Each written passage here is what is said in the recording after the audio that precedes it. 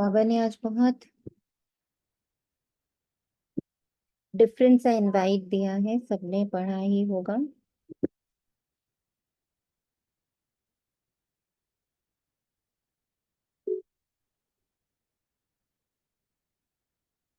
उस इनवाइट को आज हम समझते हैं अपनी मुरली द्वारा। किसी को ध्यान है आपको इनवाइट किसका मिला है? आज किसने इनवाइट किया आप लोगों को? क्या बन के आए आज बाबा? आज बाबा क्या बन के आए हैं? ओम शांति। ट्रेवल गाइड हमारा कैसे ले जाना है, कैसे जाना है अब हमें घर, हम्म, हमारी खान पान टिकट हम्म, कैसे करेक्ट। जाना है हमको, कैसे सवारी पे जाना है कौन सी, तो तो उसका सब सब बात अपने बाबा बताएगा। सब अपना पेपर पेन तैयार रखियो। ट्रैवलिंग टाइम, खान पान क्या रहेगा, कपड़े कैसे पहनने हैं, कौन साथ जाएगा, क्या साथ जाएगा, सब आज बाबा नोट कर आ रहा है। क्योंकि अब घर जाना है तो बाबा ट्रेवल एजेंट बन के आए आज, ट्रैवलिंग गाइड बन के आए आज हम सबके बीच में। और बताइए, और कौन बताएगा?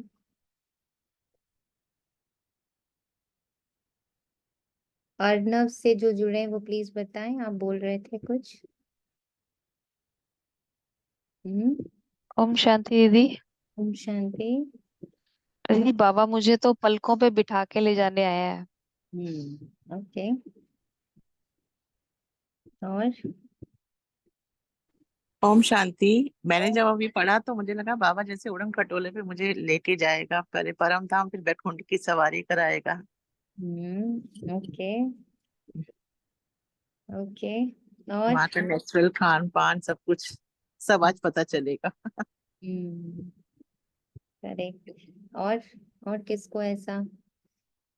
हाँ जी बोलिए, अर्नव से कौन जुड़ा है बताइए। जी ओम शांति। शांति। हाँ, वही पहले जो आंसर उन्होंने दिया कि बाबा हमें ट्रैवल गाइड बन के हमें हम्म। गाइड कर रहा है कि कैसे हमें जाना है, जाने की कैसे तैयारी करनी है। हम्म। हम्म। करेक्ट। तो सभी अपने इस ट्रैवल गाइड को इमर्ज करते हैं। तो ट्रैवल गाइड जो होता है वो टूर का टीचर होता है ना? तो बाबा हमारे इस टूर के टीचर बन के आए। He is the teacher of our tour. Tour कौन सा है? अब घर जाना है। घर का अर्थ क्या है? मुक्ति धाम, शांति धाम, परम धाम, हम्म, निर्वाण धाम, वाणी से परे, रूहानी धाम, ब्रह्मांड, और क्या है? अमर लोक। आत्मा ने शरीर छोड़ा, बोले वैकुंठ पधारे, ब्रह्मलोक। ब्रह्मलोक। तो ये हमारा घर है, मुझ आत्मा का घर है।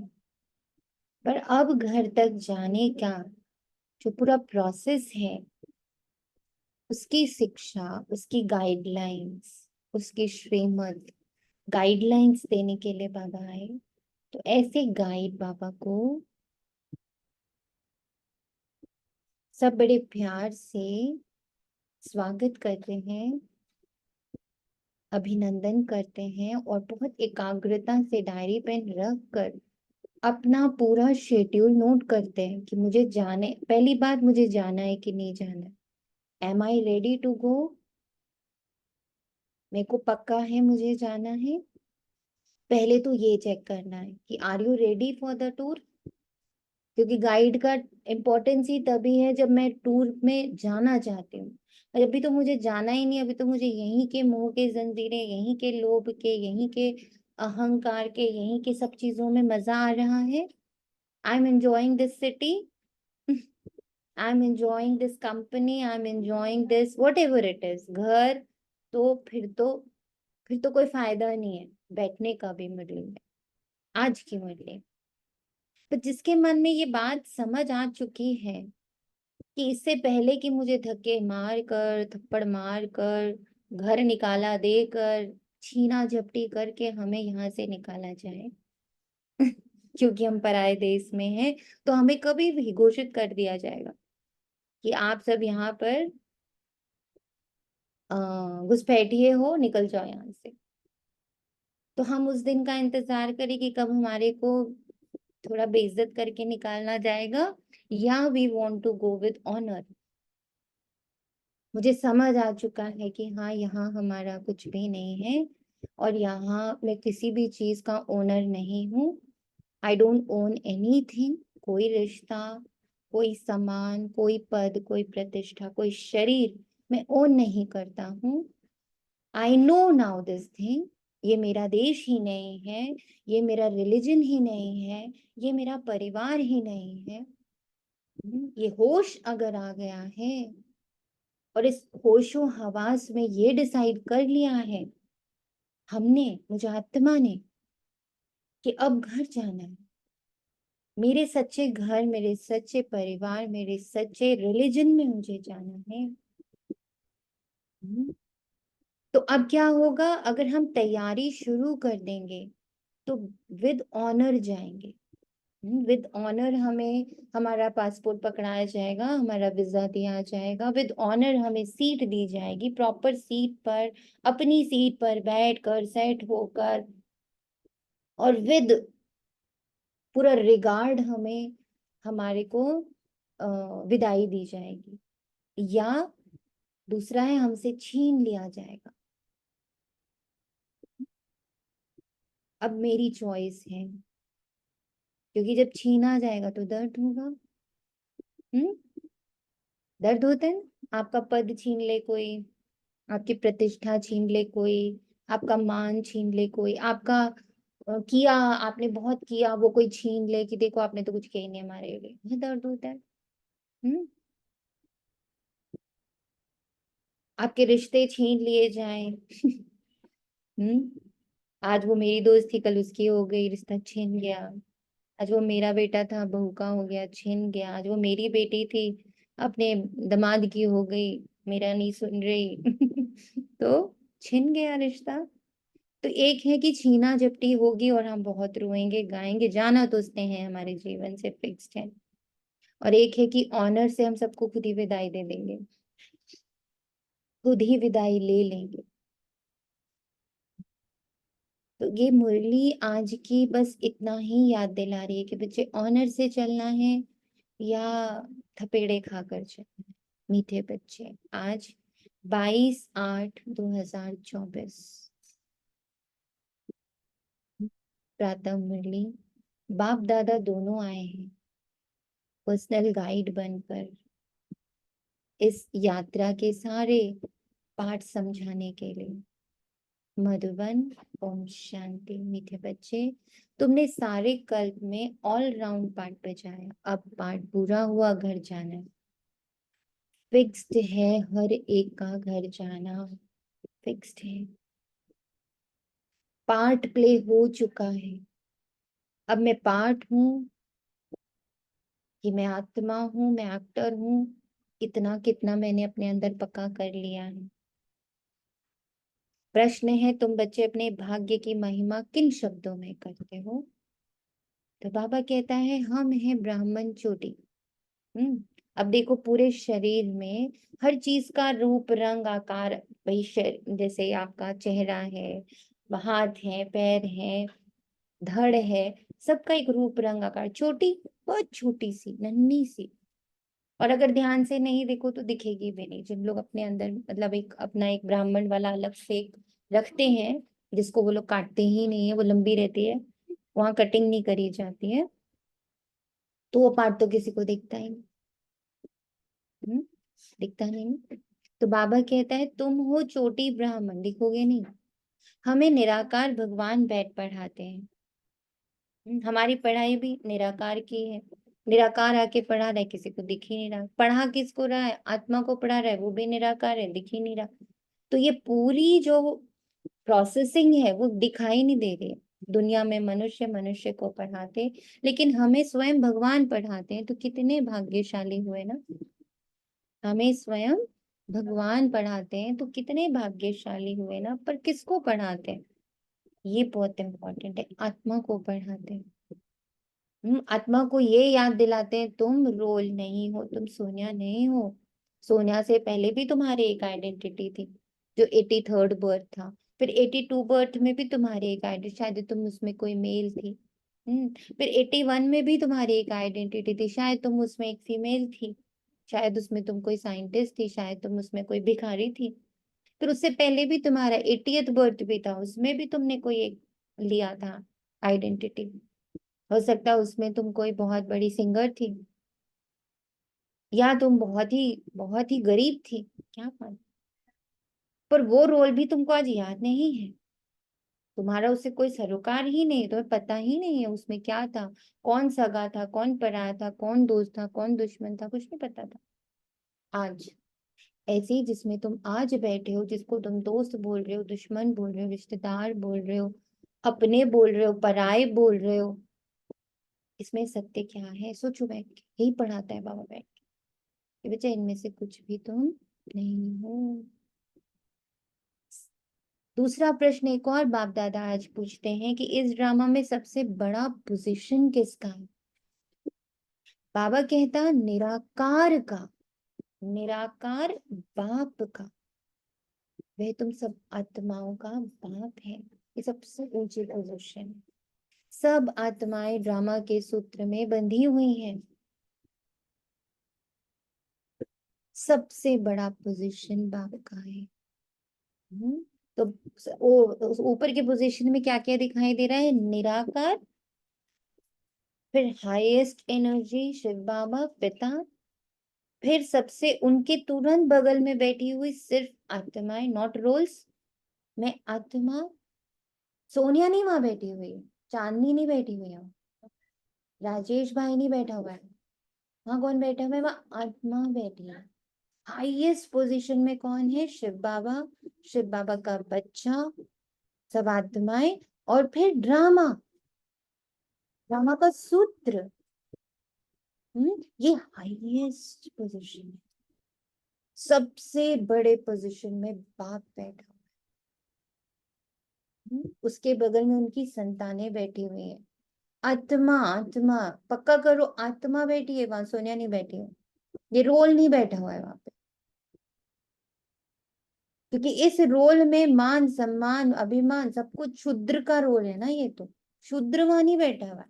वहां कौन बैठा हुआ है, पावन आत्मा बैठी है। और पावन आत्मा के बाद कौन बैठा हुआ है, ड्रामा। तो 3 पोजीशन दिख गई। हाईएस्ट पोजीशन शिव बाबा, उसके बाद आत्मा, थर्ड में ड्रामा। तो हम सब ड्रामा से बड़े हैं। माया ने क्या बोल दिया, ड्रामा बड़ा और हम छोटे हो। यही पढ़ाई बाबा पढ़ाने, है ना? दीदी आपने जो क्वेश्चन में है ना, क्या साथ जाएगा, तो हमारी मतलब पोजीशन साथ जाएगी। अभी तो आगे देखते हैं क्या क्या साथ जाएगा। लिखते जाइए, आप लोग को जो आंसर्स आ रहे हैं लिखते जाइए। मतलब मुरली हमारी स्थिति सुनते जैसी होगी वो साथ जाएगी ना। Yes, मुरली सुनते जाइए। आपको जिस क्वेश्चन का आंसर जहां फिट लग रहा है डालते जाइए। फिर कुछ और आंसर थोड़ी देर बाद है, उसके बगल में कॉमा लगा के वो लिख दीजिए। पहले लगा पोजीशन जाएगा, फिर लगा अच्छा ये भी जाएगा, फिर लगेगा अच्छा ये भी जाएगा, कॉमा लगा के लिखते जाइए। जितना डीपली ये कार्य करेंगे उतना गहराई से आप उस लेवल तक पहुंचेंगे कि मेरे साथ क्या जाएगा, मैं क्या बन के जा सकती हूँ, कपड़े कौन से पहनने। ये किसी भी देश जाते हैं वहां कपड़ा बहुत जरूरी है। वहां तो भाई बुरखा ही चलता है, वहां तो भाई खाली पैंट शर्ट ही चलती है, वहां तो सिर्फ सूट चलता है, वहां तो सिर्फ साड़ी चलती है। सब जगह फिक्स्ड है। स्विमिंग के लिए जा रहे हो तो स्विमिंग कॉस्ट्यूम चाहिए, है ना। तो ऐसे ही हम, हमारी यात्रा जो है, जो साकार से निराकार की तरफ है, पहले तो यात्रा जाननी है। पहले तो ये समझना है मुझे जाना भी है कि नहीं जाना है ना। श्रेष्ठ संस्कार भी तो जाएंगे ना। बिल्कुल जाएंगे, नोट करते जाइए। आपको जो आंसर लग रहा है वो करेक्ट है, डोंट आस्क, आप लिखो, बताओ, इनफैक्ट पूछो नहीं, बताओ। ये भी जाएगा साथ, मेरे साथ ये भी जाएगा, मेरे साथ मेरा भाग्य जाएगा, मेरे साथ मेरे संस्कार जाएंगे, मेरे साथ मेरी पोजीशन जाएगी, मेरे साथ मेरी स्थिति जाएगी, मेरे साथ जो आपको आ रहा है आप ऐसे बोलो, आप पूछो नहीं। मुझे समझ आ रहा है, मेरे को बाबा पर्सनल में आंसर दे रहा है, मेरे साथ ये जाएगा, मेरे साथ मेरे पुण्य जाएंगे, मेरे साथ मेरे बुद्धि भी जाएगी, मेरे साथ ये मन भी जाएगा, मेरे साथ सद्गुण जाएंगे, मेरे साथ सद्विचार जाएंगे, पता नहीं क्या क्या जाएंगे। लिखिए, लेकिन रुकिए नहीं, सोचिए नहीं, सही गलत मत बताइए, बस जो आ रहा है लिख जाइए फटाफट। बट हर क्वेश्चन का आंसर आज आपको लिखना है। फिर से क्वेश्चंस रिपीट कर रहे हैं, जो बच्चे बाद में जुड़े हैं, जिन्होंने इनवाइट पढ़ा ना हो, उनके लिए है। अब घर जाना है, कैसे जाना है, पहला क्वेश्चन। सवारी क्या है, क्या अमाउंट लगता है वहां जाने के लिए, रास्ते का खान पान क्या है, कैसे वस्त्र पहनकर जाना है, कितना समय लग रहा है, कौन साथ जाएगा, क्या साथ जाएगा, पूरी जानकारी देने आए हैं हमारे ट्रैवल गाइड शिकारा। तो बुकिंग करानी है, घर जाना है, तो पहला तो क्वेश्चन यही सॉल्व करना है, am I ready to leave and go. ओम शांति। रूहानी बच्चों ने रूहानी बच्चों से रूहानी बाप पूछ रहे हैं, मीठे मीठे बच्चों, अपना घर शांति धाम याद है, भूल तो नहीं गए हो? अब 84 का चक्र पूरा हुआ, कैसे पूरा हुआ है ये भी तुम समझ गए हो। सतयुग से लेकर कलयुग अंत तक ऐसे और कोई भी पूछेगा ही नहीं तुमसे। सतयुग से लेकर कलयुग अंत तक ये क्वेश्चन कोई नहीं पूछेगा तुमसे कि 84 का चक्र पूरा हुआ, कैसे पूरा हुआ, शांति धाम याद है, कोई नहीं पूछेगा तुमसे, बच्चा बच्चा करके कोई बात नहीं करेगा। इसके बाद आत्मा देख के कोई बात नहीं करेगा, तुझ आत्मा से इस पर कोई बात नहीं करेगा, तो पूरा 5000 वर्ष सिर्फ शरीर से बातें होंगी। सिर्फ ये एक जन्म है जिसमें परमात्मा अपने बच्चे आत्मा से बात करते। मीठे मीठे लाडले बच्चों से बाबा पूछते हैं, बाबू चलना है घर? घर चलकर फिर सुखधाम में आना है ना? महसूसता हो रही है। तो बाप मुझसे पूछ रहा है कि बच्चे जिसको पकड़ पकड़ के बैठी हुई हो ना, कि तेरे साथ नहीं जाएगा। ये सुख धाम तो नहीं है, ये है पुरानी दुनिया, दुख धाम। वह है शांति धाम, सुख धाम। ऐसे बाबा कान में आके बोल रहे, बच्चे जहाँ बैठी हो ना, जहाँ बैठने के लिए इतना तड़प रही हो वो तुम्हारा घर नहीं है बाबू, वो तुम्हारा घर नहीं है। तुम्हारा घर शांति धाम है। ये आवाज तुम नहीं हो, ये जो मुख से शब्द निकल रहे हैं ये तुम नहीं हो, ऐसी तुम नहीं हो, ऐसे शब्द नहीं बोलती हो तुम, तुम्हारी ये भाषा भी नहीं है। ये जो तुम फॉरेन कंट्री में आई, इस फॉरेन कंट्री में सरवाइव करने के लिए, और एप्पल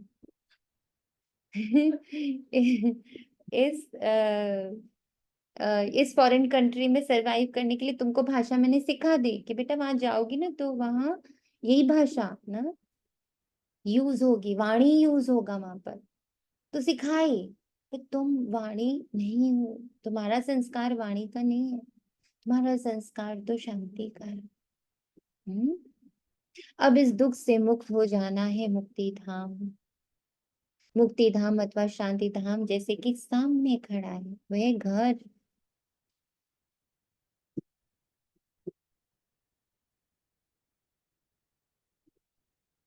जब एक सिचुएशन आती है, उस सिचुएशन और शांति में कितना दूर, कितना डिस्टेंस होता है बताइए? वाणी और साइलेंस में कितना डिफरेंस, कितना डिस्टेंस महसूस होता है आप सबको बताइए? वाणी एंड साइलेंस में कितना डिफरेंस? कितना डिस्टेंस है? हमारी सोच का ही है ना।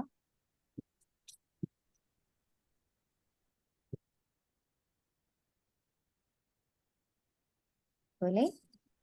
दीदी उसे नापा नहीं जा सकता, फील किया जा सकता है कि शांति में रह के आप क्या प्राप्त कर रहे हो और वाणी से आप क्या प्राप्त कर रहे हो।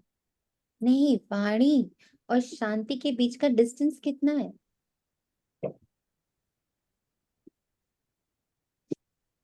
डिस्टेंस तो ज्यादा नहीं है, बस बुद्धि में जैसे ही एक आया तो। संकल्प का ना, एक संकल्प दे देते हैं तो वो उस वाणी से साइलेंस में आ जाते हैं तुरंत स्मृति के।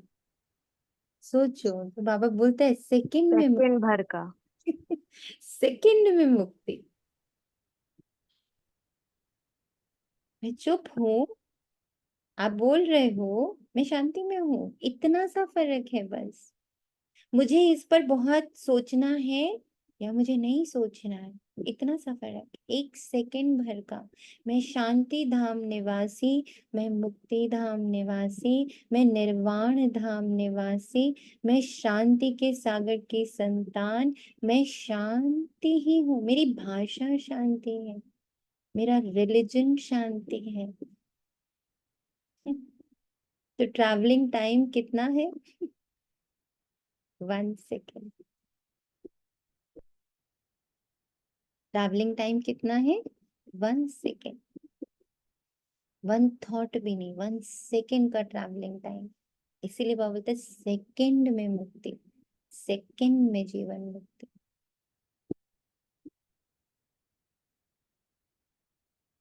ट्रैवलिंग टाइम मुक्ति धाम अथवा शांति धाम जैसे कि सामने खड़ा। फिर तुम नए विश्व में आएंगे जहां पवित्रता, सुख, शांति होगी। जैसे ही आप चूज करते हो आई एम इन साइलेंस, मैं एक भी विचार क्रिएट नहीं करना चाहती इस सिचुएशन के लिए, मैं नहीं करूंगी। आई प्रिफर, मेरे लिए ज्यादा अच्छा है कि इस सिचुएशन के मंथन करने से अच्छा है मैं जाकर परम धाम का मंथन करूं, मैं शांति धाम में रहूं, मैं शांति में रहूं। क्योंकि इस सिचुएशन का जो भी आंसर है वो खुद ब खुद प्रकट हो जाएगा, मेरे कहे बगैर, मेरे बड़बड़ाए बगैर भी वही होना है।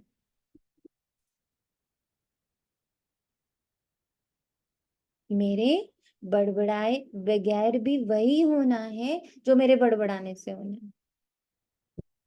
माना आप कहीं जा रहे हो, ठीक है, जा रहे हो, ट्रैफिक आ गया, अब आपके अंदर बड़बड़ शुरू हो गई। ओ इतना लेट हो रहा है, मैं कैसे पहुंचूंगी, मैं तो देर हो जाऊंगी, मैंने उसको टाइम दिया है, ये ट्रैफिक कैसा है, यहाँ की सरकार कैसी है, यहाँ की पुलिस कैसी है, आप लगे पड़े हो अंदर, बड़बड़ बड़बड़ बड़बड़ करते जा रहे हो। जो फिक्स टाइम है जितना उस ट्रैफिक को खुलने में लगेगा, जो फिक्स टाइम है उसी टाइम पे आप पहुंचोगे। वो लेट हो सवेर हो ये आपकी सोच है ना।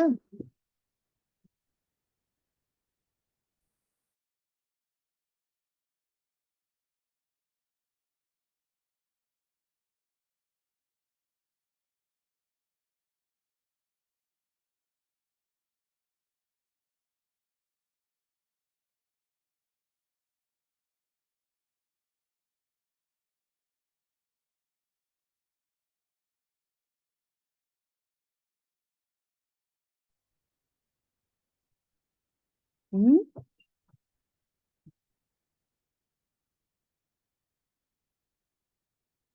क्लियर हो रहा है?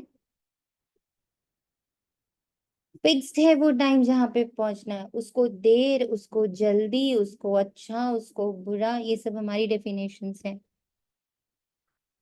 वो फिक्स्ड है, हम उसमें कुछ कर नहीं सकते। ट्रैफिक आ गया है, ट्रेन छूटनी है तो छूटनी है।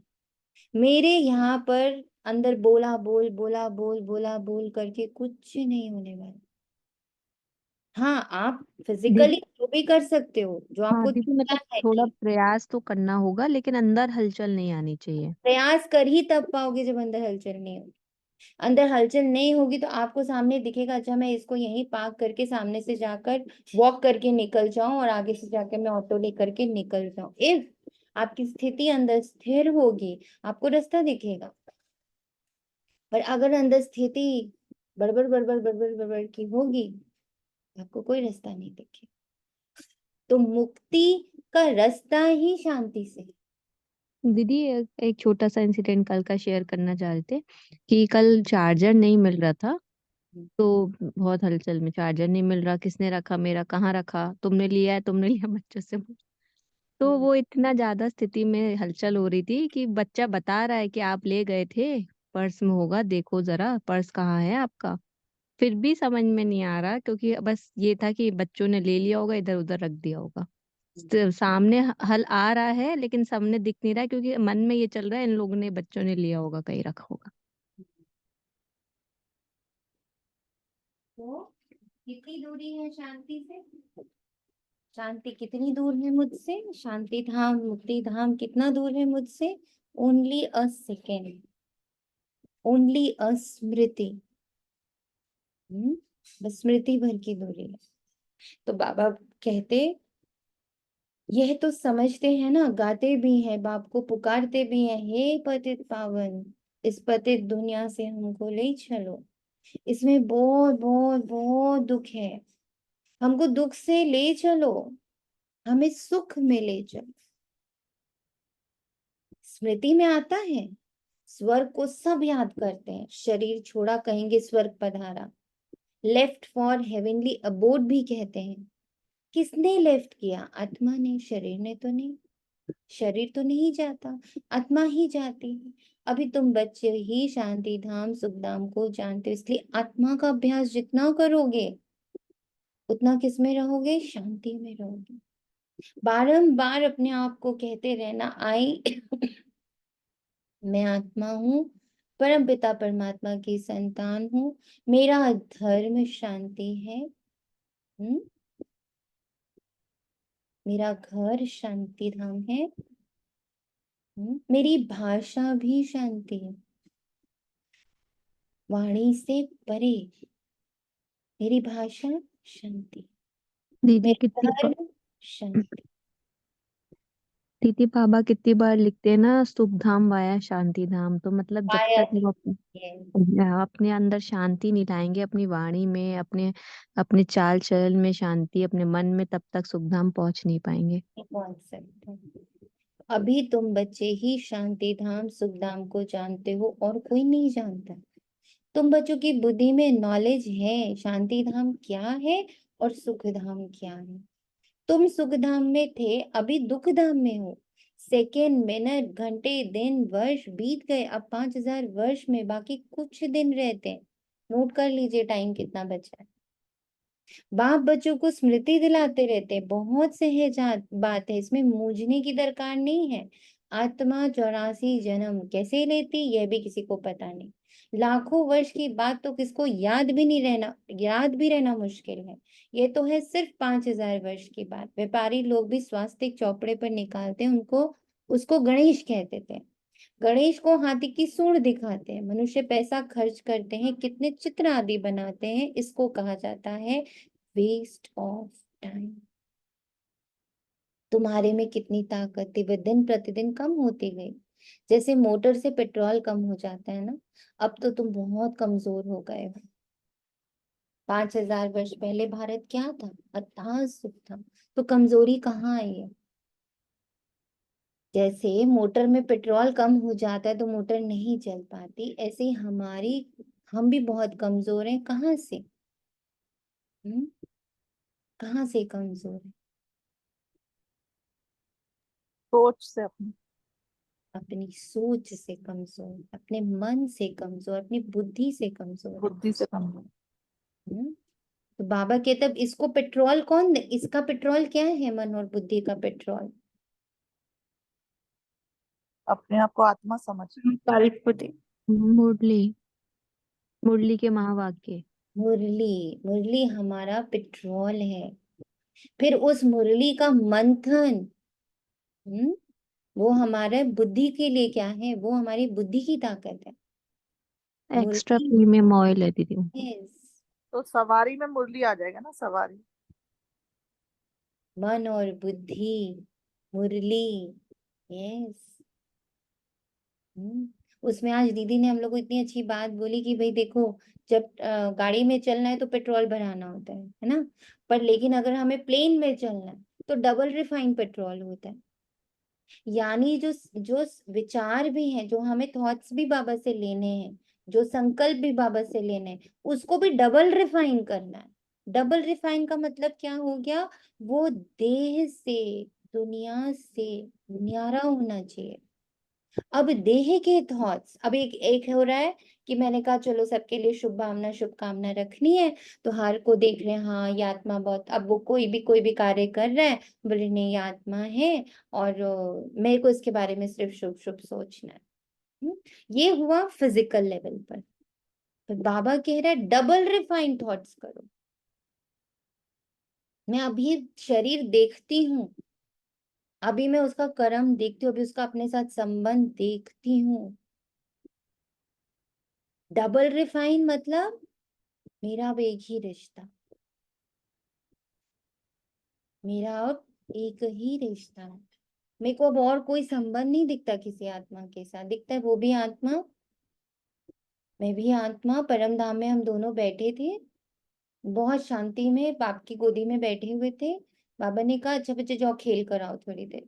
दीदी अगर हम दूसरे के कर्म मतलब देखते हुए ना देखें वो तो अलग बात है, लेकिन हम कर्म देखेंगे ही नहीं तो हमारी में परखने की शक्ति कैसे आएगी? क्या परखना है आपको? परखना कि क्या गलत है क्या सही है। यही तो नहीं परखना है, ये तो इससे भी परे जाना है। हम क्यों डिसाइड करें गलत और सही? बाप बैठा है, कर लेगा गलत और सही। आप गलत सही डिसाइड करने में कितना टाइम वेस्ट करते हो? एक ही चीज सही है, और वो है कि मैं आत्मा हूँ, सामने वाला भी आत्मा है। वो एक्यूरेट अपना रोल बजा रहा है, मैं एक्यूरेट अपना रोल बजा रही हूँ। सही गलत कुछ भी नहीं है। सही गलत कुछ, आज बाबा ने लास्ट में लिखा है ना, सबसे अच्छा पार्ट कौन सा है? जब आप दूसरे के रोल को देखकर हर्षित होते हो।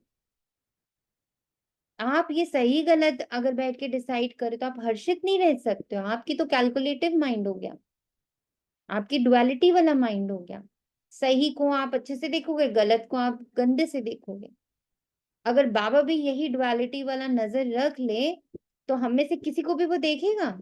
नहीं मतलब हम ये कहना चाहते जैसे जो जैसे दिख रहा है कि ये चीज गलत हो रही है, यही तो बोल लेकिन रहा हूँ आपको, मन में बाबा जब देखना हाँ है, हाँ जी। अब आप बाबा के पास बैठ जाओ और नीचे देखो कौन सही दिख रहा है आपको। आप, मैं, कोई भी सही दिख रहा है?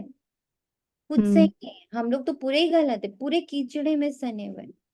सब टोटल हम्म फुल, पूरा ये 800 करोड़ आत्माओं का जो जमघट है नीचे, सब दलदल में बैठा हुआ है। अब बाबा अगर सोचे जो सही है उसको देखो, तो बाबा तो किसी को देख ही नहीं। बाबा तो देख ही यही रहा है कि तुम सब गलती में धसे पड़े हो, तुम गलत में धसे पड़े हो। तो बाबा क्या देख रहा है? बाबा वो गलत नहीं देख रहा है, बाबा आत्मा देख रहा है। बाबा इतना आत्मा देख रहा है, इतना आत्मा देख रहा है कि हमें अपनी आत्मस्मृति आ रही है और हम बोल रहे हैं हाँ ये शरीर अलग है, ये दलदल अलग है, मैं आत्मा अलग हूँ। इतनी शक्ति वो वहां से प्रवाहित कर रहा है। एक एक को आत्मा देखने का इतना कड़ा तपस्या कर रहा है बाबा, कि बच्चे धीरे धीरे अपने को आत्मा जान, अपने आप को सारी गलतियों से मुक्त कर रहे हैं, अलग कर रहे हैं अपने आप को। गलती अलग है, मैं अलग। अभी सब गलत है चांदनिया, सब टोटल। यहाँ सही गलत के पचड़े में मत फंस जाना, ये माया का खेल है। सही देखो गलत देखो, ये माया करती। बाबा सही गलत नहीं देखता है, बाबा सिर्फ आपको देखता है। ओके। और मैं बाप की संतान हूँ, मैं माया की संतान थोड़ी हूँ कि मैं सही गलत देख, है ना। ये डुअलिटी माया ने दी है, बाबा डुअलिटी कभी नहीं दिया। बाबा तो आत्मा देखता है शुरू से अंत तक। देखो क्या देखता है? आत्मा। बच्चे तुम फंस गए हो, बच्चे तुम फंस गए हो, माँ ने तुम्हें फंसा लिया है। हमें भी हर आत्मा को ऐसे ही देखना, ओ ये बच्चा है और ये फंस गया है, मैंने इसको फंसा लिया। ये पक्का करना है। अमाउंट क्या है? सामने वाले को आत्मा देखना। अब तो तुम बहुत कमजोर हो गए हो। 5,000 वर्ष पहले भारत क्या था? अथाह सुख था। किधर किधर?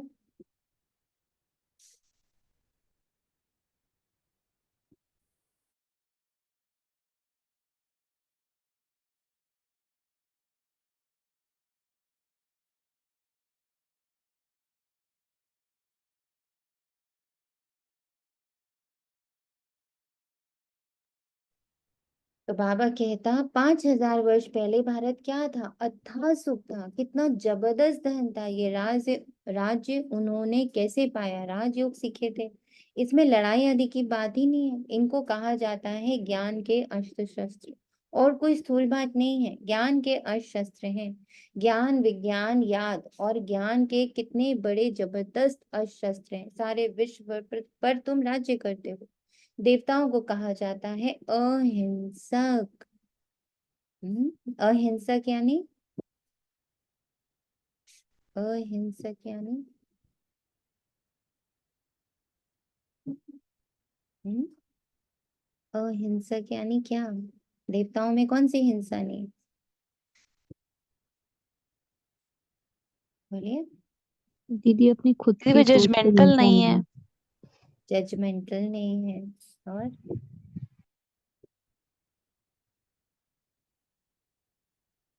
अहिंसक बाबा बोलते हैं डबल अहिंसक। क्या डबल अहिंसक है? दो बातें क्या है? दीदी उनमें देह भान भी नहीं है, और मतलब डबल अहिंसा मतलब सूक्ष्म में भी कोई मतलब किसी के प्रति गलत विचार नहीं। डबल अहिंसक। आज जब बाबा ने कहा था डबल अहिंसक तो दो बातें याद आई कि ब्रह्मा बाबा जब शरीर छोड़ रहे थे, जाने वाले थे, तो शिव बाबा ने उनके मुख से 3 शब्द कहे, निराकारी, निर्विकारी, निरहंकारी। तो बाबा ने आज बोला कि जब तुम निराकारी आत्मा रूप में होते हो तो तुम में कोई विकार नहीं और तुम में कोई अहंकार नहीं। निर्विकारी, निरहंकारी। तो डबल अहिंसक मतलब कोई विकार नहीं। मैं किसी आत्मा को किसी और दृष्टि से देख ही नहीं रही हूँ। विकार है किसी दृष्टि से देखना कि वो लड़का है, वो लड़की है, वो भाई है, वो बहन है, वो ये है, वो ये विकारी दृष्टि। तो पहला निर्विकारिता क्या हुई? मैं निराकार आत्मा, वो भी निराकार आत्मा। जब हम निराकार रहते तो हम निर्विकारी भी रहते, और जब हम निराकार और निर्विकारी हैं तो हम निरहंकारी। अब हमें अहंकार ही नहीं किसी बात का कि मेरा कौन। जब मैं ही नहीं तो मेरा कौन? मेरा तो कुछ है ही नहीं। निरहंकारी। यहाँ मैं कुछ भी पोजेस नहीं करती हूँ। जिस समय मैं ये राइट रॉन्ग में भी फंसती हूँ ना, सही गलत में भी फंसती हूँ, मतलब आ जाता है अहंकार। मतलब मुझे पता है राइट क्या है और रॉन्ग क्या है, आ गया अहंकार। मुझे नहीं पता, मुझे सिर्फ बाबा पता है। मुझे सिर्फ बाबा की श्रीमत पता, और वो सिर्फ मेरे लिए है, ये भी मुझे पता है। एक तो ये बात हर ब्राह्मण को पक्का करना बहुत जरूरी है कि जो बाबा आया है पर्सनली मेरे लिए आया है, और श्रीमत जो भी मैं मुरली से उठाती हूँ वो सिर्फ मेरे लिए है। मुझे उसको आगे किसी को देना नहीं है। तुम भी ये करो, तुम भी ये करो, तुम भी ये करो, ऐसा नहीं करना है हमें। क्योंकि उसके लिए भी बाबा आया हुआ है और उसके लिए भी सेट ऑफ श्रीमत है। उसके लिए भी सेट ऑफ श्रीमत है। मैं नहीं हूं बताने वाली। मेरे द्वारा भी अगर बाबा को बताना होगा बाबा बता लेगा, पर हम उसके लिए संकल्प नहीं चला।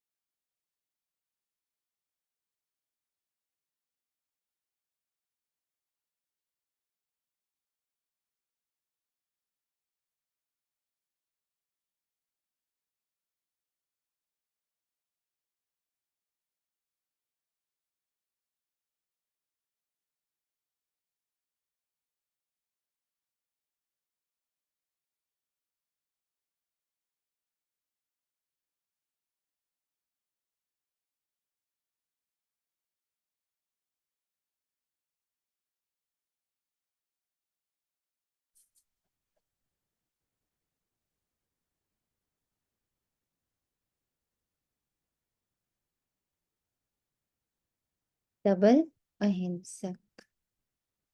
अभी तुम बच्चों को मनुष्य से देवता बनने की शिक्षा मिल रही है। तुम जानते हो हम हर 5000 वर्ष के बाद बेहद के पाप से ये बेहद का वर्षा ले रहे हैं। यह आत्मा की बात है, इसमें स्थूल लड़ाई आदि की कोई बात नहीं। आत्मा पतित बनी है, इसलिए वे पावन होने के लिए बाप को बुलाती है। अब बाप कहते हैं मीठे मीठे बच्चे अब तो घर जाना है। ये है जीव आत्माओं की दुनिया, वह है आत्माओं की दुनिया। उसको जीव आत्माओं की दुनिया नहीं कहेंगे। ये घड़ी घड़ी स्मृति में लाना चाहिए। मैं आत्मा दूर देश की निवासी हूँ, मेरा घर ब्रह्मांड है। मेरी बुद्धि में ये बात रहे, मैं वहां की रहवासी हूँ, निर्वाण धाम की, जहाँ वाणी नहीं है। मेरा भाषा, मेरा रिलीजन, मेरा घर, मेरा बाबा, मेरा परिवार सब शांत है। देयर इज नो वाणी।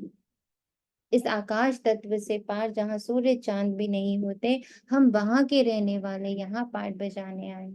84 का पाठ बजाते हैं। सब तो 84 जन्म ले नहीं सकते, आहिस्ते आहिस्ते ऊपर से उतरते आते हैं। हम ऑलराउंडर हैं। सब काम करने वाले को ऑलराउंडर कहा जाता है। तुम भी ऑलराउंडर हो, आदि से अंत तक तुम्हारा पार्ट है। अब इस चक्र का अंत है तो भी ऊपर से आते रहते हैं। बहुत बच्चे रहे हुए हैं जो ऊपर से आते रहते हैं, वृद्धि को पाते रहते हैं। बाप ने तुम बच्चों को हम सो का अर्थ समझाया। वो लोग तो कहते हैं हम आत्मा सो परमात्मा, उनको तो ड्रामा के आदि मध्य अंत ड्यूरेशन आदि का कुछ भी पता नहीं। तुमको बाप ने समझाया इस शरीर में तुम अभी ब्राह्मण हो। प्रजापिता ब्रह्मा द्वारा शिव बाबा ने तुमको एडॉप्ट किया है। सीट में समझ में आ रही है आपको? शिव बाबा का बच्चा, ये सीट है, इस सीट पर हमें बैठे रहना। अगर हमें सेफ जर्नी चाहिए तो अपनी सीट नहीं छोड़नी। मैं परम पिता परमात्मा का एडॉप्टेड बच्चा हूँ। उसने बड़ा सोच समझ के मुझे अडॉप्ट कर लिया। अब मैं जब परमात्मा से अडॉप्टेड हूँ तो मैं माया के संस्कार यूज नहीं कर सकता। वो दूसरी टेरिटरी है, दूसरा राज्य है अब मेरे लिए। मैं इसका सामान नहीं यूज कर सकता। दूसरे के राज्य का सामान यूज करेंगे तो क्या कहलाएंगे?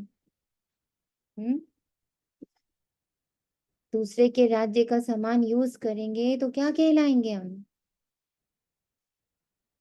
इसको क्या कहा जाएगा? लेवता हो गए ना, हम देवता थोड़ी ना हो, लेवता बन गए ना। और दूसरे के घर का सामान आप यूज तो वो भी करोगे चोरी भी तो हो गई ना। और ही कहलाएगी। हम्म वो चोरी कहलाएगी। तो जब मेरे को बाबा ने सीख दी है ना, वाहन का सीख दी है। कितनी हाई क्लास सीट दी है। तुम ईश्वरीय से वीवीआईपी सबसे आगे की सीट दे दी। तुम तो ईश्वरीय संतान हो, भगवान के बच्चे हो। पढ़ाते हैं, ये तो याद रहना चाहिए। बाप हमको पढ़ा रहे हैं, वे उच्च ते उच्च भगवान है। सभी आत्माएं इस ड्रामा के धागे में पिरोई हुई हैं। अभी तुम जानते हो हम शुरू में देवता थे, फिर हम सो क्षत्रिय धर्म में आए, अर्थात सूर्यवंशी से चंद्रवंशी में आए। इतने जन्म लिए, सब पता होना चाहिए। तो जब कहीं ठहरा ही नहीं मैं, कोई भी रोल मेरा परमानेंट रोल नहीं था। परमानेंटली तो मैं एक प्योर शुद्ध पवित्र एक्टर हूँ, हाई क्लास एक्टर हूँ, हीरो पार्टधारी हूँ, शिव बाबा का डायरेक्ट बच्चा हूँ, एडॉप्टेड बच्चा हूँ, जो डायरेक्ट मुझे आ करके देवता बनने की पढ़ाई पढ़ाते हैं। ये याद रहना चाहिए। ये नॉलेज पहले तुम्हारे में बिल्कुल नहीं थी, अभी बाप ने समझाया है। ये वर्णों की बाजोली, अभी फिर शूद्र से ब्राह्मण बने हो, ब्राह्मण से फिर देवता बनेंगे। विराट रूप दिखाते हैं ना, तुम्हारी बुद्धि में सारा ज्ञान है। कैसे हम नीचे उतरे, फिर ब्राह्मण कुल में आए, फिर डेटी डायनेस्टी में आए, अभी तुम ब्राह्मण हो। चोटी, चोटी सबसे उच्च होती है। तुम्हारे जैसा उच्च कुल कौन कहलावे? भगवान बाप आकर तुमको पढ़ा रहे हैं। तुम कितने भाग्यशाली हो। कितने भाग्यशाली हो, अपने भाग्य की कुछ महिमा तो करो। बाहर में तो सब मनुष्य मनुष्य को पढ़ाते हैं, कितने भाग्यशाली हो। भाग्य की महिमा तो करो। ये क्या बन रहा है हमारा? हम्म, ये क्या बन रहा है? भाग्य की महिमा करते तो क्या बन रहा है हमारा? कमाई बन। ये हमारी कमाई बन रही है। हम्म, ये रास्ते का हमारा खान पान बन रहा है। भाई रास्ते भर क्या खाना है, तो अपने भाग्य की महिमा करते जाओ, यही खाना खिलाओ अपने मन को, महिमा का खाना खिलाओ। कर्म भी तो हो सकते हैं, श्रेष्ठ कर्म भी तो जाएंगे, ये बिल्कुल। नहीं हो सकता? कर्म तो हम अकर्म होकर जाएंगे, कर्म हम सब अच्छा तो अच्छा करते हैं। अच्छा। कमाई खान पान। कर्म तो हम यहाँ चुकतू करेंगे, उसके बाद सतयुग त्रेता में तो कर्म है ही नहीं, अकर्म है हम। फिर द्वापर से कर्म बनने शुरू होंगे। अभी तो चुकतू का टाइम है। तो बाहर में तो सब मनुष्य मनुष्य को पढ़ाते हैं, ये तो है निराकार बाप। ये बाप कल्प कल्प एक ही बार आकर नॉलेज देते हैं। पढ़ाई तो हर एक पढ़ते हैं, बैरिस्टर की नॉलेज पढ़कर बैरिस्टर बनते हैं।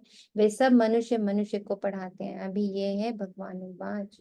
मनुष्य को तो कभी भगवान नहीं कहा जाता, वे तो है निराकार। यहाँ आकर तुम बच्चों को पढ़ाते हैं। पढ़ाई ना सूक्ष्म वतन में ना मूल वतन में पढ़नी चाहिए, पढ़ाई होती है यहाँ। इसमें मूंझने की कोई बात ही नहीं। स्कूल में कभी स्टूडेंट कहेंगे क्या कि हम मूंझते हैं, हमको निश्चय नहीं होता? पढ़ाई को पढ़कर अपना स्टेटस लेते हैं। ये लक्ष्मी नारायण सतयुग आदि में विश्व के मालिक कैसे बने? जरूर कोई पढ़ाई तो करी होगी ना। ये पद इन्होंने कैसे पाए? जरूर बाप द्वारा बने। बाप तो सच बताएंगे, भगवान कोई रॉन्ग थोड़ी बता सकते हैं। बड़ा भारी इम्तिहान है ये वाला इम्तिहान, कि भगवान पढ़ा रहा है, ये सबसे भारी इम्तिहान। यही बच्चे मूंझ जाते। इस समय तो है प्रजा का प्रजा पर राज्य। राजा रानी है नहीं, सतयुग में थे, अभी कलयुग अंत में है नहीं। इसको कहा जाता है पंचायती राज्य। गीता में लिख दिया है, कौरव और पांडव। रूहानी पंडित तो तुम हो, सबको रूहानी घर का रास्ता बताते हो। वह है तुम आत्माओं का रूहानी घर। रूह जन्म लेकर पाठ बजाती है, रूह जन्म लेके पाठ बजाती है। रूह ऊपर बैठी है, मैं आत्मा रूह रूप में वापस जा रही हूँ। पार्ट बजा लिया, पार्ट ओवर है अब। यहाँ कुछ पार्ट अब हमें बजाना नहीं है। यह बातें सुना तुम्हारे सिवाय और कोई जानते नहीं। ऋषि मुनि आदि कोई भी ना रचता को ना रचना के आदि मध्य अंत को जानते। लाखों वर्ष कह देते, परंतु उनका भी कोई पूरा हिसाब किताब नहीं है। आधा आधा भी हो ना सके। पूरा आधा सुखधाम, फिर पूरा आधा दुख धाम। यह है पतित दुनिया विशेष, और वो है वाइसलेस। वो है वाइसलेस। ट्रांसफर कैसे होते हैं? पहले मन बुद्धि ट्रांसफर होता है और फिर शरीर ट्रांसफर होता है ना। ऐसे भी अगर हमें कहीं जाना है तो क्या करते हैं भाई? पहले तो मन डिसाइड करता है ना कि हाँ मुझे जाना है, मुझे जाना है। मन पहले डिसाइड करता है, फिर बुद्धि इन्वॉल्व होती है, कैसे जाना है, कब जाना है, कैसे जाएंगे, क्या रूट है, क्या सिस्टम है ना। तो पहले मन बुद्धि जाता है, फिर शरीर। ऐसे ही अभी हमारा पहले मन बुद्धि वाइसलेस होएगा। बाप कितने ऊंचते ऊंच है, परंतु कितना साधारण है। कोई बड़े आदमी ऑफिसर्स आदि से मिलते हैं तो उनको कितना रिगार्ड देते हैं। पतित दुनिया में पतित मनुष्य ही पतितों का दीदार करते हैं। पावन तो है ही गुप्त, बाहर से दिखाई कुछ नहीं पड़ता है।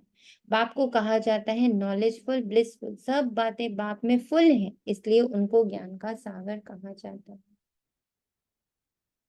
हर एक मनुष्य की पोजीशन की महिमा अलग अलग है। वजीर की अलग, प्राइम मिनिस्टर की अलग। ये फिर है उच्चते उच्च भगवान। सबसे बड़ा पोजीशन है निराकार बाप का, जिसके हम सब बच्चे हैं। हमारी भी सबसे उच्च पोजीशन कौन सी है? निराकार, एक्टर, परम धाम निवासी। ये मेरी सबसे ऊंची पोजीशन है मुझ आत्मा की। हम देवता भी बने ना, हम एक एक पग नीचे ही आए। हमारी हाईएस्ट पोजीशन इज मैं निराकार आत्मा हूँ, संपन्न एवं संपूर्ण हूँ, बाप समान हूँ। जैसे वो 7 सागर है वैसे मैं भी 7 सागर हूँ। और ये पोजीशन सिर्फ संगम युग पर है। इसकी स्मृति, इसकी अनुभूति, इसका रियलाइजेशन, इसका मजा, इसका इसका सब कुछ संगम युग पर है। क्यों इसका सब कुछ संगम युग पर है? वाई? ये दीदी रियल वहां पर याद ही नहीं रहेगा ना कुछ भी, याद भी नहीं रहेगा। और पिता के संग जो अभी यहाँ मजा कर रहे हैं हम, वो वहां कहाँ कर पाएंगे, बाबा ही नहीं होगा वहां। पर कारण अभी ये तो पूछा जा रहा है कि बाबा ने वहां क्यों नहीं याद दिलाया, यही क्यों याद दिलाया? एकदम सबसे जब हम निम्न स्थिति में थे, सबसे गंदा जो हमारा पार्ट था, वहीं पर आकर बाबा ने हमें ये रियलाइजेशन कोर्स क्यों कराया? सतयुग में क्यों नहीं कराया कोर्स आकर? त्रेता में क्यों नहीं कराया? द्वापर में भी क्यों नहीं कराया? ओम शांति दीदी। दीदी सत्युग त्रेता में तो हम संपूर्ण अवस्था में है, तो वहाँ ज्ञान की जरूरत ही नहीं है। जब हम नीचे गिरे तो तभी बाबा ने हमें ज्ञान के जरिए ऊपर अरे उठाया। ज्ञान की जरूरत नहीं है, ठीक है, बात सही है, लेकिन अगर उस समय ज्ञान देंगे तो पता तो चलेगा ना, ओ हम ऐसे कैसे बने। जी और वहां क्यों नहीं बताता है बाबा कि तुम ऐसे कैसे बने? ड्रामा ही तो ऐसा दीदी बना हुआ, ड्रामा में नूंद ही है हाँ पर कि बाबा जब ने हमारी पूरी क्यों गिरावट हो ब्राह्मण, जाएगी। दीदी हम ब्राह्मण है इसलिए ब्राह्मण चोटी है तो तभी आके बताते हैं ब्राह्मणों को ही। बाबा द्वापर में भी तो ब्राह्मण बना सकता था, अभी क्यों बनाया उसने? वो भी जब हम अपने लोएस्ट पोजीशन में थे। दीदी जो बच्चा लोएस्ट होता है फैम अगर हमारे भी 2 बच्चे हैं लॉकिंग में, तो जो बच्चा वीक होता है ना, माँ बाप का ध्यान और केयर उसकी तरफ ज्यादा होता है। तो जब मैं आत्मा, मैं बाबा का बच्चा जब बहुत वीक हुई, तब वो आया मुझे संभालने के लिए। जब मेरे पास मैंने इतने पार्ट बजाए और मतलब लौकिक तो से मैं या आपकी और भी बात मान लेती हूँ, तो फिर तो 83 में भी आ सकता था। इतनी दुखी थी मैं 83 में भी, 82 में भी मैं इतनी ही दुखी थी, और 81 में भी मैं इतनी ही दुखी थी, 84th में ही क्यों, लास्ट में ही क्यों? दीदी हो सकता है तब और आत्माएं उस लेवल की दुखी नहीं थी, बट अब तो हर कोई दुखी है आसपास जिसको भी देखो। ओम शांति दुखी दीदी। तो दीदी हमें अपने कर्म भी तो कुछ चुक तो करने हैं ना, कर्म में का भी तो हिसाब किताब कुछ तो क्लियर करना है ना, तभी तो बाबा आकर के फिर। थोड़ा पहले आ जाता तो हम इतने कर्म बनाते ही ना। तो दीदी ऐसा कैसा पहले भी पाप तो है पहले जो की भी तो मुझे पहले पूरा ही बुरा बनने देता है और फिर कहता है लाओ मैं तुम्हें ठीक कर देता हूँ, बीच में आ जाता। भक्ति का भी तो पार्ट था ना, भक्ति भी तो हमें करनी थी। दीदी हम भी बच्चे को किसी चीज की वैल्यू देनी होती है तो हम उस चीज को कंजूसी से देते हैं।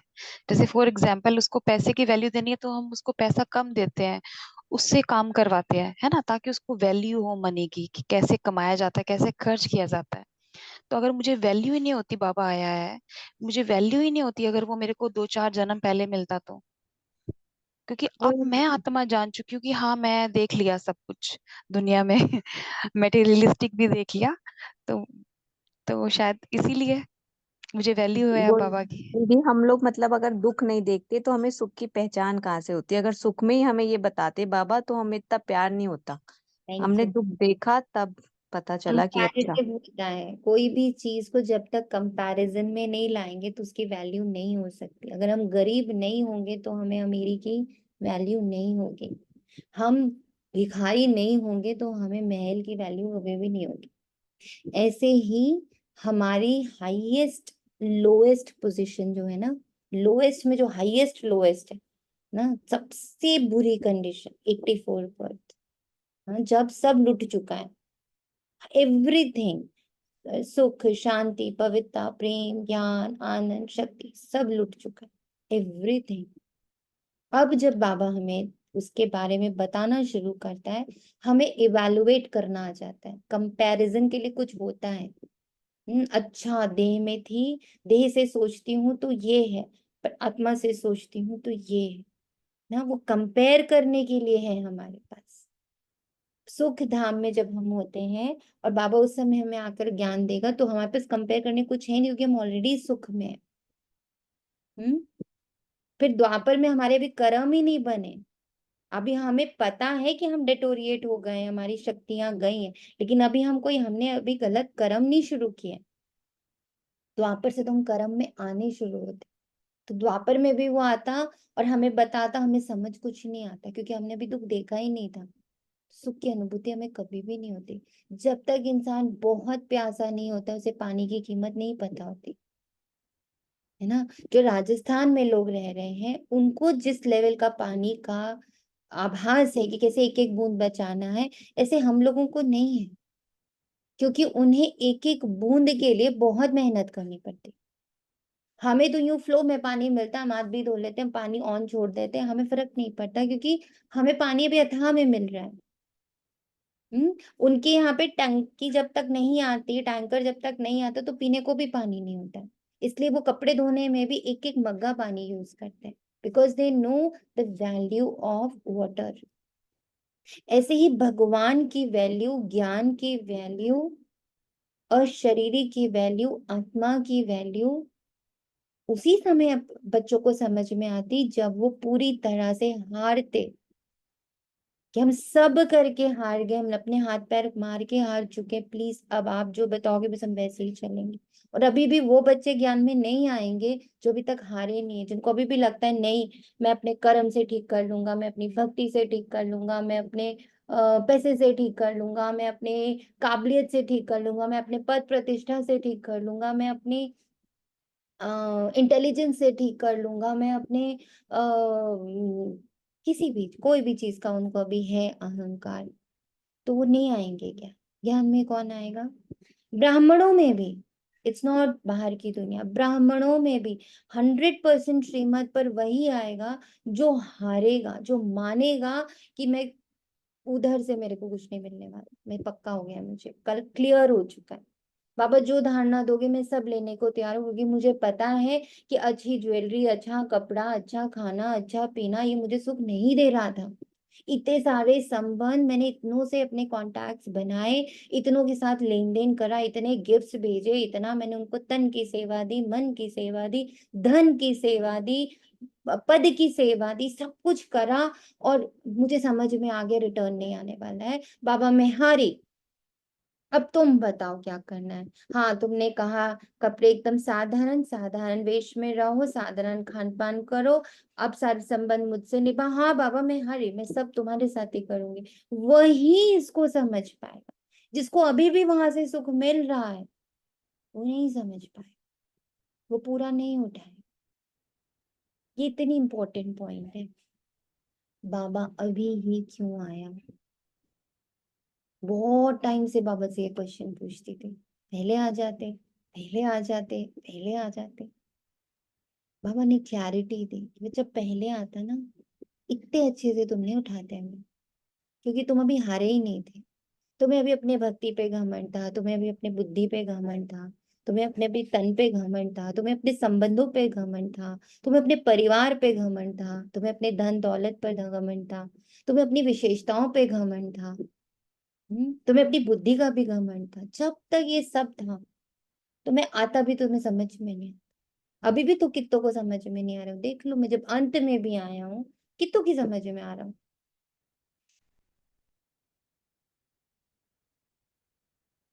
बड़ा गहरा है बाबा का राज, और बहुत गहरा है बाबा का आने का टाइम, एक्यूरेट।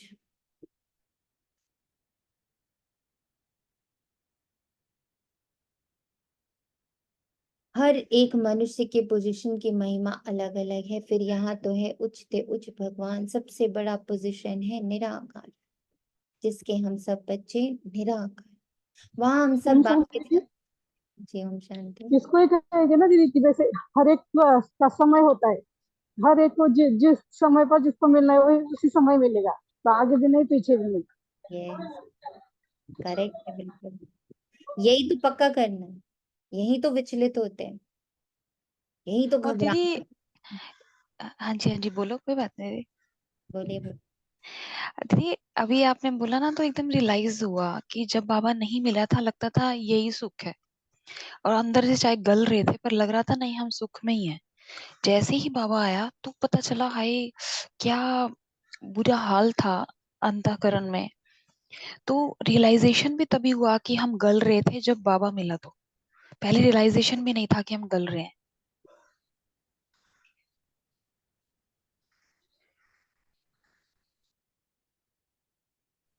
ओम शांति। ओम शांति। तो इसमें ऐसे भी हो सकता है, ये भी कह सकते हैं जैसे ब्रह्मा बाबा को भी जब ये पता लगा कि चाहे वो कितने भी अमीर थे, जब उनको साक्षात्कार हुआ कि मैं फ्यूचर में ये बनूंगा, तो उन्होंने कंपैरिजन किया कि मैं क्या बन रहा हूँ, क्या बनूंगा, तो उन्होंने सब ये छोड़ा, वैरागी हो गए। तब उनको वो कौड़ी दिखे, तब उनको वो पत्थर दिखे, वो हीरे नहीं दिख रहे, जी है ना। फिर उनको वो पत्थर दिखने लग पड़े, परेशान होने लगी कि मुझे पत्थर दिखते हैं, मुझे इनकी वैल्यू नहीं दिखती, मुझे इनको देख के खुशी नहीं होती, मैं इनको देख करके अपने आप को धनवान नहीं समझ पा रहा हूँ, because there was a comparison. हाँ जी, तभी हम उस तरफ होंगे ना जिधर पलड़ा भारी होगा, तो यहाँ हमको सब चीजें दिखने लगती हैं, समझ आने लगता है कि क्या अच्छा है क्या बुरा, क्या किस तरफ, जब बाबा ज्ञान देते हैं तो मैं आत्मा हूँ तो। दिखता है कि देखा वहां पर रगे फंसी थी, वहां से क्या आया दुख, यहाँ पे रगे फंसी थी, यहाँ से क्या आया दुख। तो रगे मुझे किस में फंसानी है? बाबा में, जिससे आएगा सुख। यहाँ सबको अपना अपना पार्ट मिला हुआ है, कोई एक जन्म का भी पार्ट बजाकर वापस चले जाते हैं। बाप समझाते हैं मनुष्य सृष्टि का वैरायटी झाड़ है, एक ना मिले दूसरे से। पक्का करो, ये बहुत पक्का करना है। मेरा भी एक सेकंड ना मिले मेरे दूसरे सेकंड से। मैं ये जो 1 मिनट पहले वाली सोनिया थी ना, और जो अभी मुरली करते करते बन गई हूँ, मेरी जो स्थिति हो गई है, वो भी मैच नहीं खा रही। हर घड़ी हर सेकंड रूप बदल रही है ये ड्रामा, रूप बदल रही है ये एक्टिंग, रूप बदल रहा है ये रोल। इस बदलाव को मैं बस देख रही साक्षी आत्मा में एक्टर। मैं बदलाव में बहूंगी नहीं, मैं एक्टर बन के इस बदलाव को देखूंगी, दृष्टा बनी। बाप समझाते हैं मनुष्य सृष्टि का झाड़ है, एक ना मिले दूसरे से। आत्मा तो एक जैसी है, बाकी शरीर एक ना मिले दूसरे से। नाटक भी दिखाते हैं जिसमें एक जैसी दो शक्ल बनाते, जिसमें मूंझ जाते हैं कि पता नहीं हमारा पति ये है या ये बेहद का खेल है। इसमें एक ना मिले दूसरे से, हर एक के फीचर्स अलग अलग है। आयु भल एक जैसी हो परंतु फीचर्स एक जैसे हो ना सके। हर जन्म में फीचर्स बदलते जाते हैं।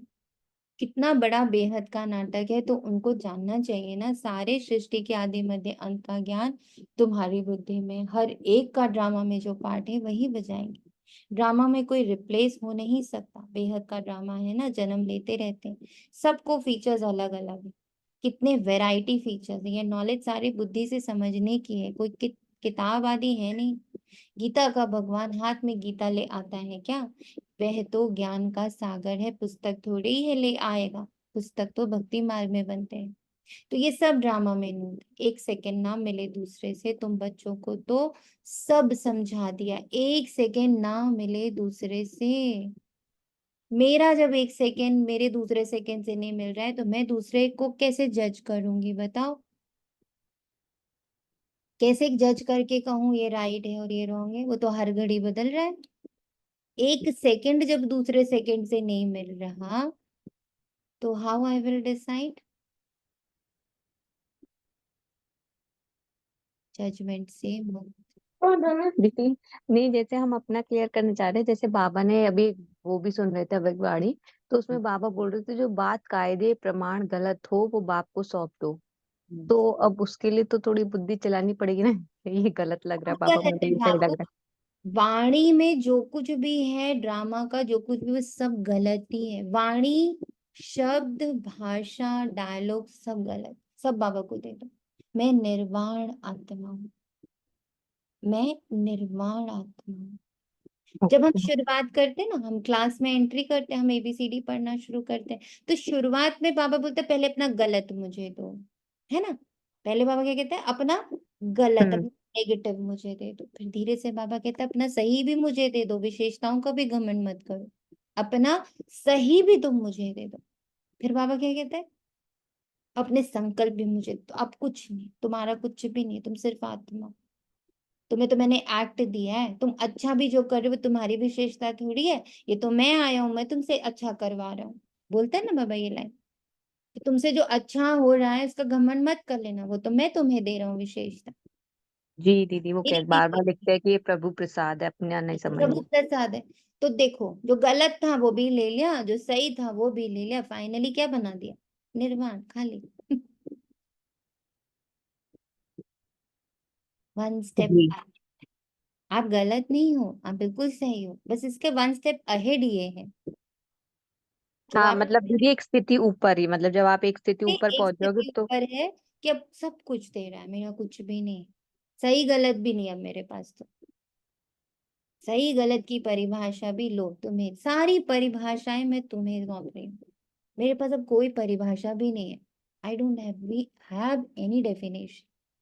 हमें इतना मुक्त होना है, ये टारगेट है मुझ आत्मा का। तो ये टारगेट है कि बाबा मैं इस सही गलत, इस नाप तौल के, इससे तराजू से भी परे। तराजू है ना, बाबा बुद्धि में तराजू दिखाता है, सबने 7 डेज कोर्स किया, तराजू दिखाता है ना। तराजू के ऊपर में क्या है, सुई है ना। हमें वहां जाके खड़ा हो जाना, न्यूट्रल। पहले हम तराजू में आए, सही गलत, अच्छा मैंने नेगेटिव बाबा को दिया, अच्छा मैंने फिर अपनी विशेषताएं बाबा को दिया, हमने उसके बाद क्या, neutral. I am neutral, judgement से परे। एक सेकेंड ना मिले दूसरे सेकेंड। तुम बच्चों को तो सब समझा दिया, चक्र पूरा हो फिर नए से शुरू होगा। अभी तुम पढ़ रहे हो, बाप को भी तुम जान गए हो, रचना को भी जान गए हो, मूल वतन से यहाँ आते हो पाठ बजाने। स्टेज कितनी बड़ी है, इतना कोई माप भी नहीं सकता, है ना। इतनी बड़ी स्टेज है, कोई माप भी नहीं दे, एक एक्टर को दूसरे की एक्ट भी नहीं दिखाई दे रही, इतनी बड़ी स्टेज है। जो यहाँ इंडिया में एक्ट चल रहा है, अफ्रीका में क्या चल रहा है, लंदन में क्या चल रहा है, अमेरिका में क्या चल रहा है, हमें नहीं पता ना। इतना बड़ा स्टेज है कि दूसरे का, एक दूसरे का में एक्ट भी नहीं दिख रहा, कोई पहुंच भी नहीं सकता। सागर और आकाश का कोई अंत नहीं पा सकते, इसलिए बेअंत गाया गया। आगे इतने कोशिश नहीं करते थे, अभी कोशिश करते हैं। साइंस भी अभी है, फिर कब शुरू होगी, जब उन्हों का पाठ होगा। तो इतनी ये सब बातें शास्त्रों में थोड़ी है। सुनाने वाले के बदले सुनने वाले का नाम डाल दिए, ये काली आत्मा वह गोरी आत्मा। काली आत्मा इनको इनके द्वारा सुनकर गोरी बन रही है। काली मतलब अंधकार से दब, आत्मा वही है, आत्मा थोड़ी काली गोरी हो रही है। पहले वो अज्ञान का अंधकार, अब ज्ञान का सोचरा। जैसे सूरज छिप जाता है ना बादलों में, फिर वापस आ जाता है, फिर चांद छिप जाता है बादलों में, पर चांद तो होता है ना, सूरज तो होता है ना। पूरे टाइम चांद सूरज तो है ना आकाश के अंदर, हमें दिखते टाइम टू टाइम। दिन के टाइम में सूरज दिखता है, रात के टाइम में चांद दिखता है, बट ऐसा थोड़ी दोनों गायब हो जाते हैं, होते हैं ऐसे। आत्मा सदा है, कलयुग के टाइम पे काली, सत्युग के टाइम पे गोरी। पर ये काली और गोरी, वो बादल हटाने का काम कौन करता है, वो नॉलेज करती है। ज्ञान आकर ये अंधकार हटा, ज्ञान अंजन सदगुरु दिए, ज्ञान दिया, ज्ञान का काजल लगाए, दृष्टि दी। यह है गीता पाठशाला। कौन पढ़ाते हैं, भगवान राजयोग सिखलाते हैं अमरपुरी के लिए, इसलिए इसको अमर कथा भी कहा जाता है। जरूर संगम युग पर सुनाई होगी, जिन्होंने कल पहले पढ़ा है वही आकर फिर पढ़ेंगे तो नंबरवार पद पाएंगे। तुम यहाँ कितने बार आए हो, अनगिनत बार। तुम यहाँ कितने बार आए हो, अनगिनत बार। ये पढ़ाई मैंने कितनी बार करी है, अनगिनत बार। एक बार मुझे एकदम याद है, एकदम नए नए हम बाबा के बच्चे बने थे, तो कोई प्रॉब्लम थी, तो हमने विद्या दीदी से कहा, दीदी ये प्रॉब्लम को कैसे सॉल्व करें। तो उन्होंने बड़ा सुंदर जवाब दिया, उन्होंने कहा कल्प कल्प आप ही ने ये प्रॉब्लम सॉल्व करी, आप बस बाबा के साथ बैठो, याद करो कि पिछले कल्प ये कैसे सॉल्व हुई थी, क्योंकि कल्प कल्प से इसको तुम्ही ने सॉल्व किया था। ड्रामा में है, चैप्टर बना हुआ है, वो पेज रखा हुआ है, वो पेज ओपन करवाना है, बाबा से पूछो। तब आदत पड़ी कि मुझे बाबा के पास बैठ करके ये वाला पार्ट प्ले करना है कि बाबा ये कल पहले भी ड्रामा में ये सीन आया था और कल पहले भी इसका कोई डिसीजन लिया ही गया था, मुझे वहां तक मेरी बुद्धि को ले चलो। दीदी अभी ना एक एक्सपीरियंस सुनाते हैं। हमारे ये सेंटर में ही परमिंदर बहन है, तो जब कोई होता है तो प्रोग्राम केक कटिंग होती है, तो उनकी ड्यूटी होती है कि आप केक कट के सभी जो भी भाई बहन है उनको दो। तो वो केक लाए और एकदम दीदी पता नहीं बैग चले गए होंगे, उन्होंने कहा मैंने केक काट दिया, मैंने डाला है प्लेट में। तो एकदम उन्होंने दिखाया केक नहीं काटा है। और वो जब स्मृति, जो पुरानी स्मृतियां जागृत होती हैं, तो वो आत्मा कैसे एकदम सन्नाटा सा हो जाता है, तो उनकी आंखों में टप टप टप आंसू। तो पहली बार मैंने ये सुना था कि जो बैग की स्मृतियां कैसे आती हैं, कि उनको केक, सेम केक कटा हुआ पीसीस प्लेट में, वो कह रही है मैंने डाल दिया है और केक कटा ही नहीं था, पर वो स्मृति आ गई पुरानी। पर ये किन के साथ होता है? जो आत्माएं योग में धीरे धीरे बहुत गहरा उतरना शुरू करते हैं, तो बुद्धि के वो सारे पन्ने खुलने शुरू हो जाते हैं। बाबा कहते हैं ना, बुद्धि के अंदर ही तुम्हारा सारा का सारा पार्ट भरा हुआ है। मैं आत्मा, मेरे अंदर अब सोचो मैं आत्मा कितनी बड़ी हूँ ना, मैं आत्मा, मेरे अंदर मन और बुद्धि है, और बुद्धि के अंदर पूरा 84 का पार्ट एक एक सेकंड का भरा हुआ। See how powerful we are. Do we need to go outside? क्या सच में हमें बाहर जाने की जरूरत है? नहीं। बाहर कुछ भी है, पूरा एक 84 जन्म का संसार मुझ आत्मा के भीतर है, और वो भी एक जन्म का नहीं, 84 जन्म, 5000 ईयर्स का, एक एक सेकेंड का हिसाब किताब का रिकॉर्ड बुद्धि के अंदर पड़ा हुआ है। अब बाबा कहते हैं तो बिंदी समान तो आत्मा है, बिंदी से भी 100वां हिस्सा आत्मा है। अब सोचो उस 100वें हिस्से की कितनेवें हिस्से में बुद्धि होगी, और इस बुद्धि के अंदर इतना बड़ा, कितना माइक्रो मिनी चिप है ये, सोचिए बुद्धि। तो कहाँ जाना है ये अपने आप को डिसाइड करना। अनगिनत बार कोई पूछे ये नाटक कब शुरू हुआ है, तुम कहेंगी ये तो अनादि चला आ रहा है, गिनती की बात ही नहीं हो सकती, पूछने का ख्याल भी नहीं आता। शास्त्रों में सभी है, भक्ति मार्ग की कहानियां जो पढ़ते रहते हैं। यहाँ तो अनेक भाषाएं हैं, सतयुग में अनेक भाषाएं आदि होती नहीं, एक धर्म, एक भाषा, एक राज्य तुम स्थापन कर रहे हो। अब अपने अंदर चेक करो, क्या मैंने एक धर्म, एक भाषा और एक राज्य स्थापित कर लिया है? शांति मेरा धर्म, शांति परमो धर्मा, शांति ही मेरी भाषा है, और शांति का अंदर पूरा साम्राज्य है। सारी कर्मेंद्रियां शांत, मन शांत, बुद्धि शांत, संस्कार शांत, एकदम शांति का राज्य अंदर स्थापित हो गया है। बाबा कह रहे तुम ही स्थापन करो। तो पहले कहाँ स्थापन करेंगे? पहले कहाँ स्थापन करेंगे बच्चा, बोलो? पहले कहाँ स्थापन करेंगे? अपने अंदर दीदी पहले। यस। तो अपने अंदर दिखना, मेरा एक धर्म स्थापन, मेरा धर्म शांति, मेरी भाषा शांति, मेरा राज्य शांति। क्यों? बाबा बोले शांति से सुखधाम में जाओगे, वाया शांति धाम। तो पहले तो इस धर्म राज्य की स्थापना करनी पड़ेगी ना, फिर तो सुखधाम में जा पाएंगे। वो लोग तो शांति स्थापन करने के लिए राय देने वालों को प्राइज देते हैं। शिव बाबा तुमको सारे विश्व में शांति स्थापन करने की राय देते हैं, फिर तुम वो राय पर चलते हो। अब शिव बाबा को हम प्राइस क्या देंगे बताओ?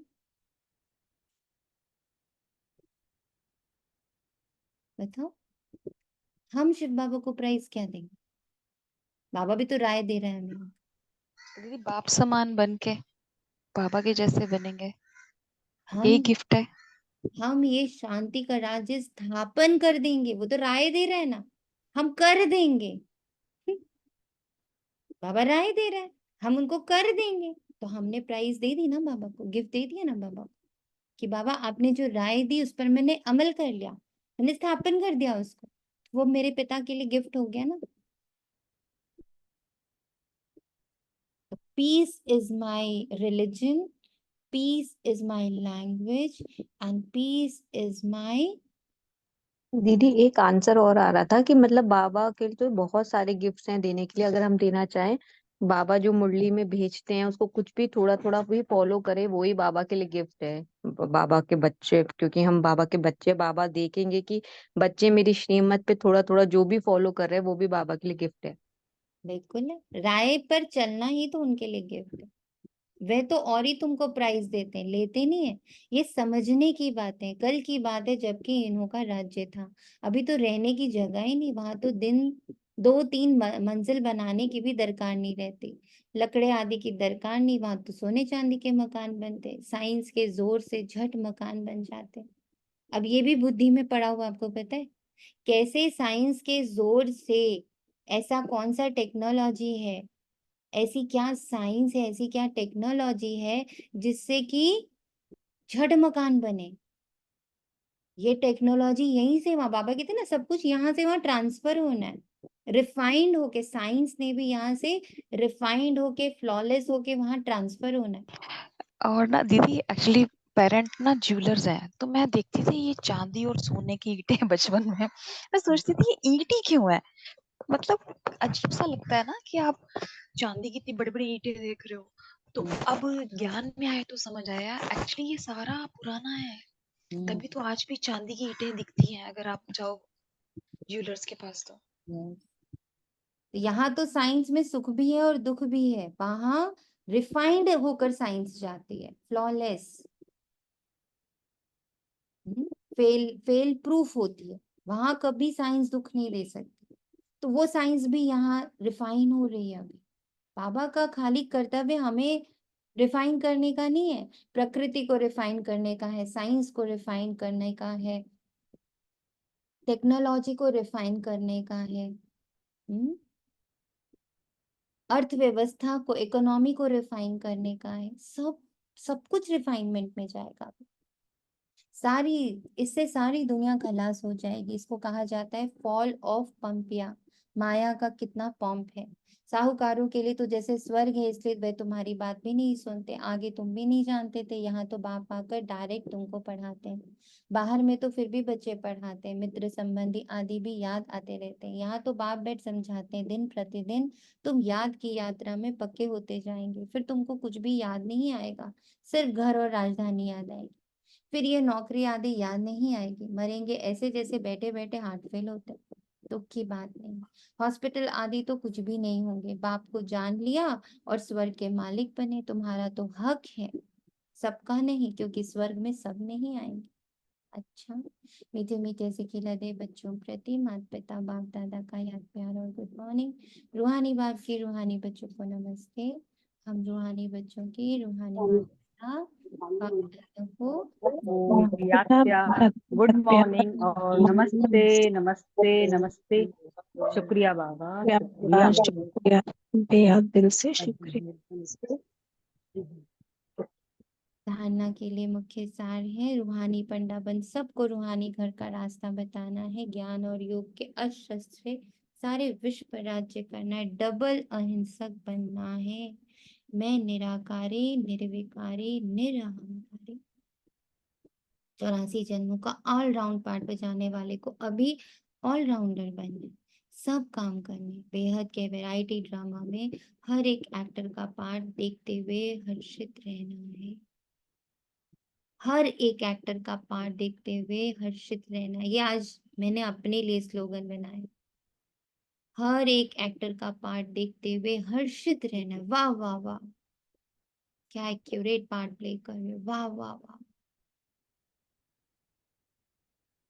मेरे बाबा को सबसे ज्यादा अगर कोई चीज पसंद है ना, that is Shanti and purity.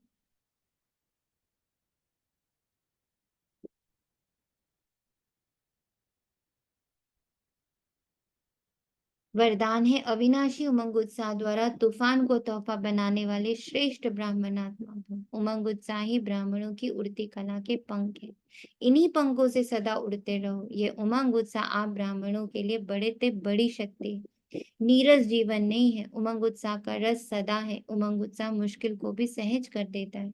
वे कभी दिल शिकस्त नहीं हो सकते। उत्साह तूफान को तोहफा बना देता है। उत्साह किसी भी परीक्षा व समस्या को मनोरंजन अनुभव कराता है। ऐसे अविनाशी उमंग उत्साह में रहने वाले ही श्रेष्ठ ब्राह्मण। स्लोगन है शांति की बांस धूप जगा कर रखो तो अशांति की बांस समाप्त हो जाएगी। शांति की बांस धूप जगा के रखो। आज सब खुद को देखेंगे, मैं शांति स्तंभ हूँ। बाबा का शांति स्तंभ सबने देखा है, पांडव भवन का। आज सब अपने उसी स्वरूप में बैठ जाइए, मैं शांति स्तंभ, बस मैं चलता फिरता शांति स्तंभ। आज मुझे कोई डिसीजन नहीं लेना है। आज मुझे कोई किसी के बारे में सोचना नहीं है, किसी समस्या के बारे में नहीं, किसी समाधान के बारे में नहीं। आज हमारा व्रत है, आज बस शांति। आज मैं शांति स्तंभ, शांति का मैं आज क्या हूँ? अगरबत्ती हूँ, धूप हूँ, शांति। मैं शांति का धूप हूँ, मैं शांति का दूत हूँ, मैं शांति का फरिश्ता हूँ, मैं शांति स्तंभ हूँ। बस इसी थॉट में आज रहना। ओम शांति। शुक्रिया बाबा तेरा मुझको